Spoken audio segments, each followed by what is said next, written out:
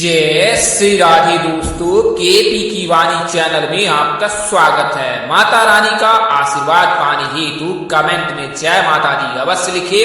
वहीं अगर आप महाकाल के भक्त हैं तो कमेंट में हर हर महादेव अवश्य लिखे। यकीन जानिए माता रानी संग महादेव की कृपा आप पर और आपके पूरे परिवार पर अवश्य बरसेगी। दोस्तों, आज की वीडियो में आपको शनि के मार्गी होने से जिन 3 राशि के जातकों के नवंबर में विवाह के प्रबल योग हैं उसकी जानकारी दूंगा, और यह जानकारी केवल शनि के मार्गी होने से दूंगा। उससे पहले आपको बता दूं कि अगर आप केपी की वाणी के चैनल पर पहली बार विजिट कर रहे हैं तो चैनल को सब्सक्राइब कर ले, साथ ही बेल आइकन को प्रेस करना ना भूलें, ताकि आपको सारी सगाई और विवाह संबंध की सभी प्रकार की जानकारी सर्वप्रथम प्राप्त हो सके। अगर आप केपी की वाणी से संपर्क कर अपनी कुंडली दिखवाना चाहते हैं, बनवाना चाहते हैं तो संपर्क कर सकते हैं। हमारा संपर्क नंबर 8521835670 है। इस नंबर पर आप संपर्क कर सकते हैं और विवाह संबंध की संपूर्ण जानकारी, जैसे आपकी शादी कब होगी, कहाँ होगी,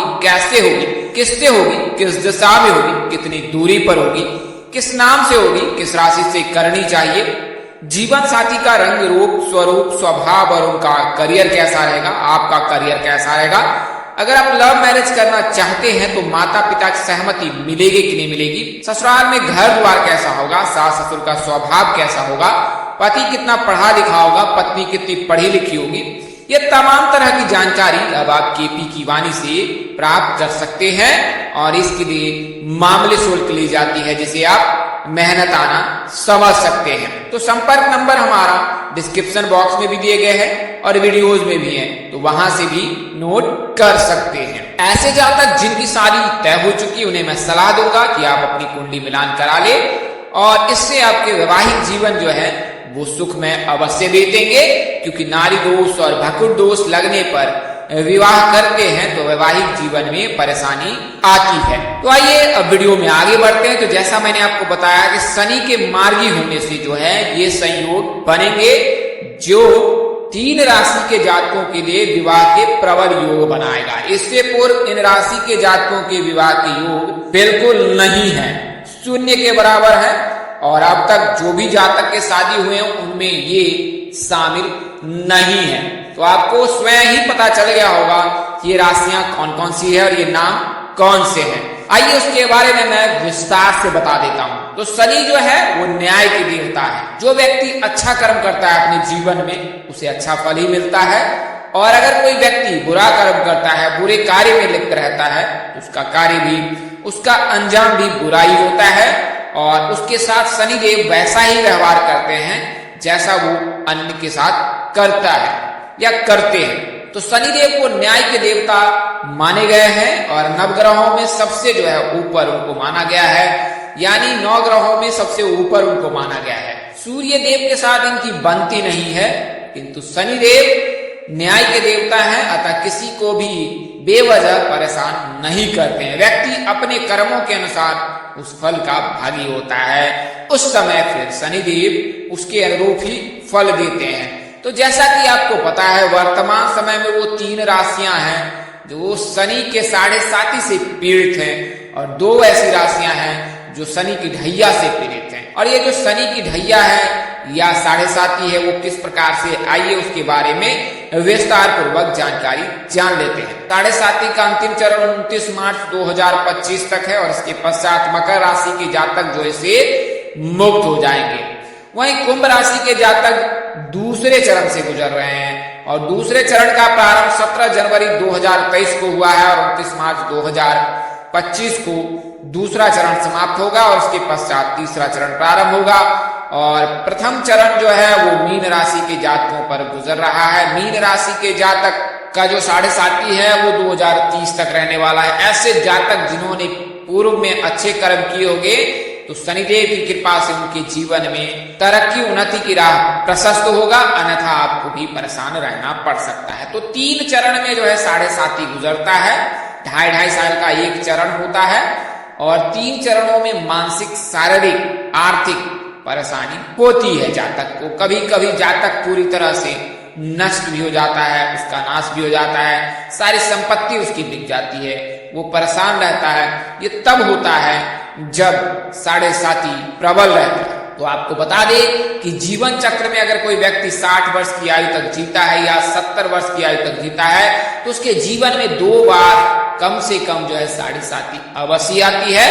इसके अलावा एक बार शनि की महादशा से गुजरना होता है। शनि की महादशा कुल मिलाकर 16 या 18 सालों का रहता है और इस दौरान जातक फिर से मानसिक, शारीरिक और आर्थिक रूप से परेशान रहता है। तो साढ़े साती का चरण कुछ इस प्रकार है, लेकिन ऐसा शास्त्रों में कहा गया है, ज्योतिष शास्त्र में, कि अगर शनिदेव किसी को परेशान भी करते हैं या उनकी कुदृष्टि किसी जातक पर पड़ती है तो उन्हें घबराना नहीं चाहिए, क्योंकि जब शनि की महादशा समाप्त होती है, साढ़े साती समाप्त होने वाली होती है, तो शनिदेव कोई ना कोई ऐसा रास्ता अवश्य खोल देता है जिससे कि जातक के जीवन में पुनः भाग्य का दौर प्रारंभ हो जाता है, जीने के जो है चक्र वो प्राप्त हो जाता है। यानी कि आपको कोई ना कोई ऐसा सहारा मिल जाएगा जिससे आपका कारोबार फिर से खड़ा हो जाएगा या आपके कैरियर में 4 चांद लग जाएंगे। तो यह बिल्कुल ही होता है साढ़े साती के अंतिम चरण में। और शनि की महादशा के अंत में, शनि की महादशा जब अंत में रहता है तो गुरु की अंतरदशा चलती है, और जब गुरु की अंतरदशा चलती है तो व्यक्ति को कुछ न कुछ अवश्य प्राप्त होता है, मान सम्मान में वृद्धि होती है, यश कृति मिलती है। तो आपको बता दें कि 17 जून को जो है शनिदेव मार्गी होने, 17 जनवरी को जो है शनिदेव वक्री हो जाएंगे। 17 जून को जो है शनिदेव वक्री हो जाएंगे, यानी उल्टी चाल चलने लगेंगे, और फिर 30 अक्टूबर तक जो है शनिदेव वक्री चाल ही चलेंगे, यानी उल्टी चाल ही चलेंगे।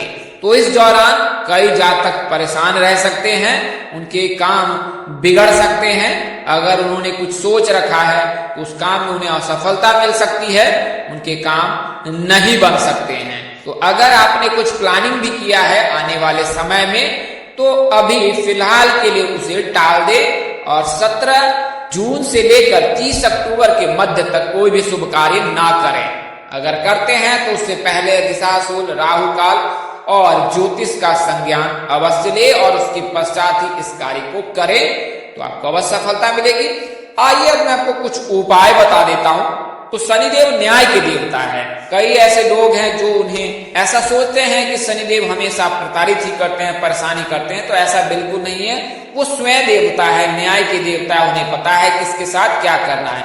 अगर आप सच्ची श्रद्धा रखते हो उनके प्रति, उनका स्मरण ध्यान करते हो शनिदेव का, और हमेशा उनके अपने कार्यों को उनको समर्पित करके आप करते हो, तो यकीन जानिए शनिदेव भी आपके जीवन में जो है तरक्की उन्नति की राह अवश्य खोलेंगे।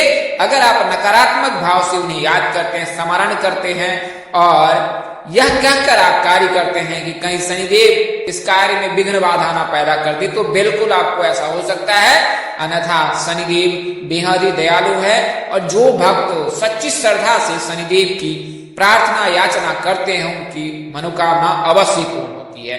और उनके जो आराध्य हैं इष्ट देव तो भगवान शिव जी हैं, और आराध्य उनके जो हैं वो भगवान श्री कृष्ण जी हैं। तो अगर आप शनि की साढ़े साती से गुजर रहे हैं, शनि की ढैया से गुजर रहे हैं, तो आपको 3 देव देवताओं की पूजा करनी है। इनमें जो है प्रथम देवों के देव महादेव हैं, और द्वितीय स्थान पे जो है, स्थान में नहीं दूंगा, भगवान श्री कृष्ण के शरण चरण में रहने वाले जातक को भी साढ़े साती से परेशान नहीं होना पड़ता है। वही पवन सुत हनुमान की जय, यानी कि अगर आप पवन सुत हनुमान की पूजा उपासना करते हैं तो भी आपको साढ़े साती से परेशान नहीं होना पड़ेगा। इसके अलावा आप नियमित रूप से पीपल वृक्ष में जल अर्घ दें, खासकर शनिवार के दिन जल में काले तिल मिलाकर अगर सोमवार से लेकर शनिवार के मध्य जो है शिवलिंग पर अर्घ देते हैं तो देवों के लिए महादेव की कृपा से आपके जीवन में जो भी परेशानी आ रही है साढ़े साती के चलते हमेशा के लिए दूर हो जाएगी। इसके अलावा आप साढ़े साती के प्रभाव से बचने के लिए शनिदेव की पूजा उपासना करें, उनके जो है उनका चालीसा, उनके स्तोत्र, उनकी आरती का जाप करें। इसके अलावा निम्न मंत्रों का आप जाप कर सकते हैं।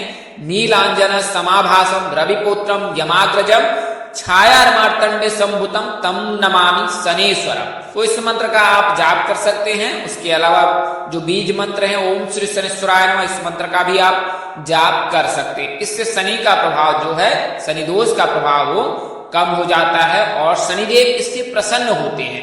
और जब शनिदेव प्रसन्न होते हैं तो फिर आपको मन मुताबिक सफलता देते हैं और वर देते हैं। इसके अलावा शनिवार के दिन है तामसिक भोजन बिल्कुल ना करें, लोहे के सामान शनिवार के दिन बिल्कुल ना खरीदें।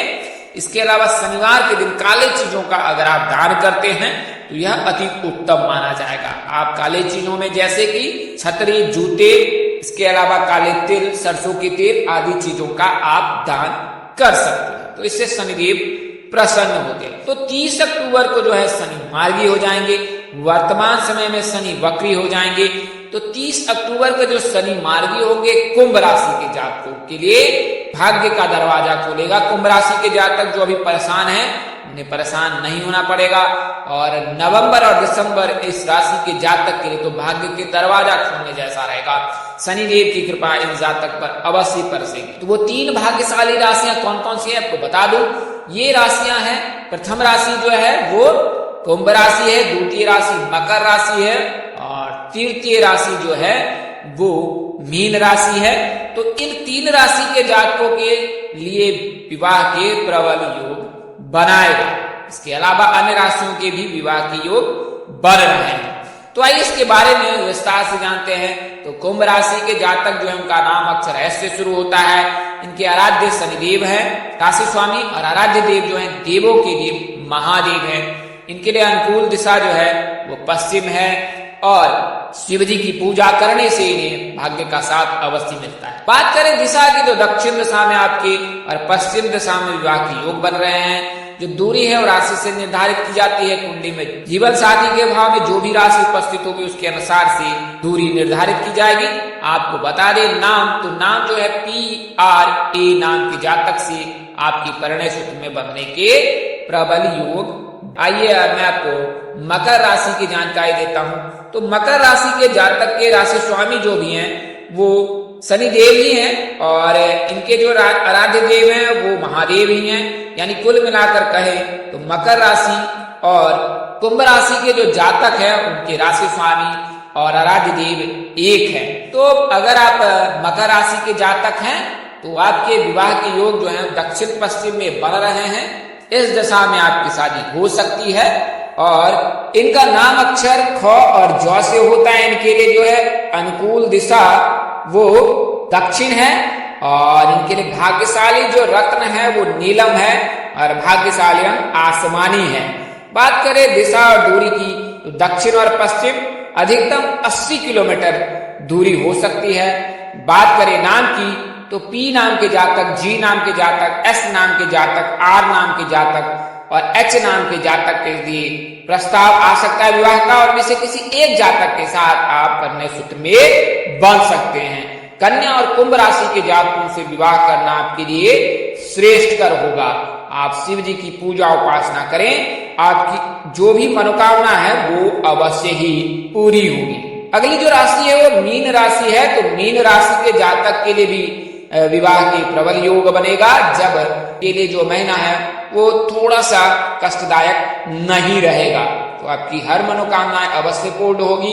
आप शनिदेव के शरण चरण में अवश्य रहें। तो मीन राशि के जातक का नाम अक्षर डी से होता है और इस राशि के जो आराध्य जो है भगवान श्री हरिविष्णु जी हैं, जगत के पालनहार हैं और इनकी शादी जो है उत्तर पूर्व दिशा में होने के प्रबल योग हैं। बात करें नाम अक्षर की तो एस नाम के जातक, जी नाम के जातक, वी नाम के जातक के साथ आप परिणय सूत्र में बंध सकते हैं। इसके अलावा जो है दिशा दूरी वो मैंने आपको बताया है कि दिशा उत्तर पूर्व होगी और दूरी जो है वो जीवन साथी के भाव में राशि के आधार पर की जाती है। तो यह जानकारी मैंने आपको दी है।